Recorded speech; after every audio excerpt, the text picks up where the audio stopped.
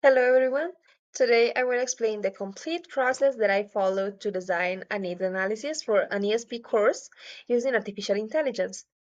This assignment helped me understand how technology can support teachers, especially when we need to create materials quickly or when we want to explore new ideas for a course design. So in this presentation I will show the process, the AI output, and what I personally learned from doing this activity. First, a little overview. This project had four main steps, and each one helped me understand ESP more clearly. First, I had to create a very detailed learner profile because everything in ESP starts with knowing who the students are. Second, I wrote a complete and organized prompt for the AI so it could generate the questionnaire. Then I analyzed the questionnaire that it gave me, checking if it was useful, relevant, and connected to the real context. And finally, I wrote a reflection about the benefits and the limitations of using AI in ESP analysis.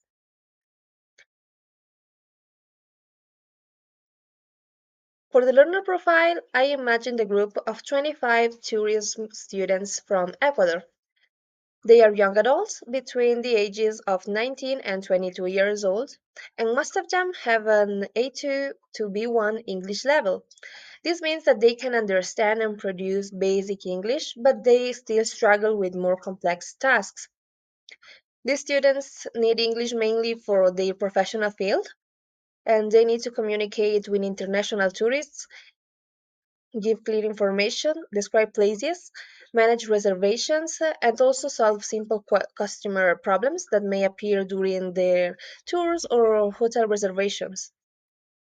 And like many real students in tourist programs, they face several challenges. Some of them have speaking anxiety because they feel nervous when they talk to foreigners.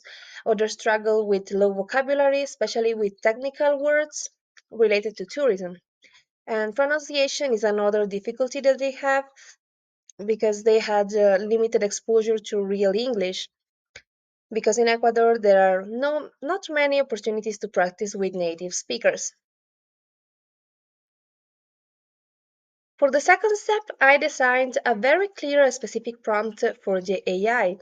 I made sure to include the learner's profile because the AI needs to understand who the questionnaire is for. And I asked the AI to create a needs analysis with questions that explore the student's needs, wants, and lacks, which are key elements in ESP. I also asked for questions about the situation that tourism students commonly face. For example, giving directions, offering help, dealing with complaints, or describing tourism attractions. And additionally, I requested some items about language skills, such as speaking, listening, reading, and writing.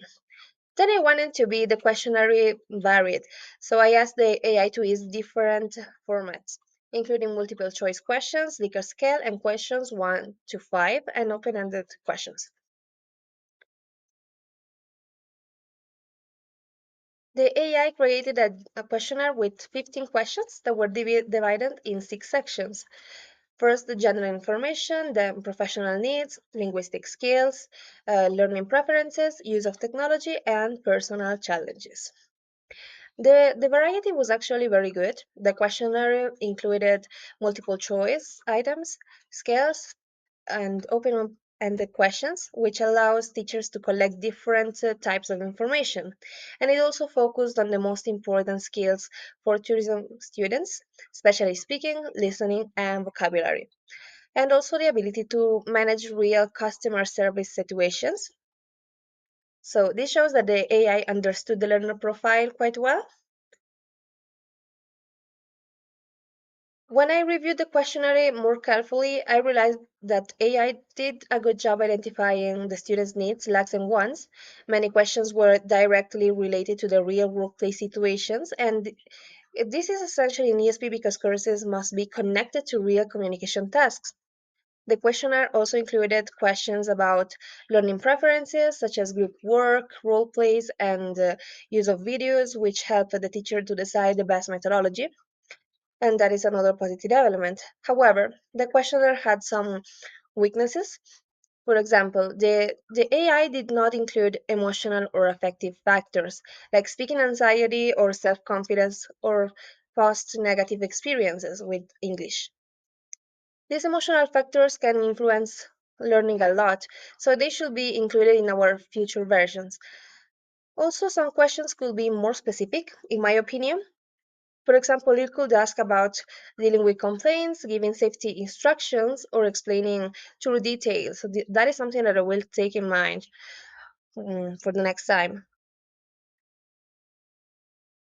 For my personal reflection, I realized that AI can be a very helpful tool in ESP design.